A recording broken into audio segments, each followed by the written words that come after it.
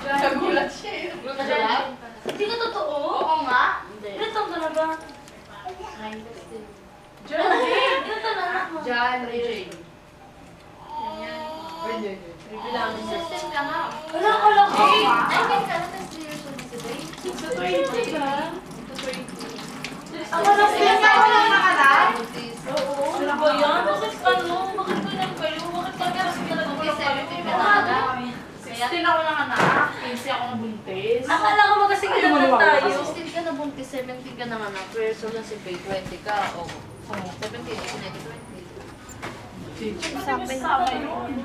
18. Sino? Ay! Umawakan yan! Pamunas, pamunas. Paano ba naman ba? Aray ka rin. Babae.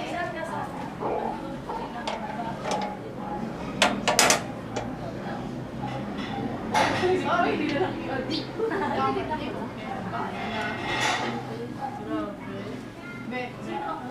Kamay na lang.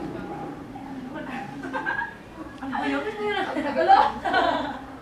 Pagka lalaki mo daw babae o lalaki, ay pagka ko daw babae o lalaki, kung sino daw yung, Hindi ka pala. kung ano daw yung babae, opposite. Yung muna rin sa babae, yung sa Aray! Hindi ko inawakan niya. Sila mo naman babae yan. Sabi ko kay Tita, dalawang lalaki, siya lagi dyan na. Kasi sabi nila opposite daw yan. Kaya, ginigilan nila, wala akong babae. Tapos sabi ko, sino gumawa ka ng babae? Bakit gano'n? Diyan na sa malayan na. Tapos sabi sa akin nung panghuhula, kung gusto mo daw maging lalaki yung anak mo, may mo daw sa asawa mo, paliguin mo bago kayo mag-sex. Paliguin mo siya, pashamponin mo, sabon. Tapos ikaw daw, pag naligo ka daw, ka daw magsasabon.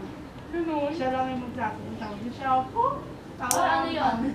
Para maging lalaki yung anak niya. Oo, panghuhula. Nakakainis ka talaga yun.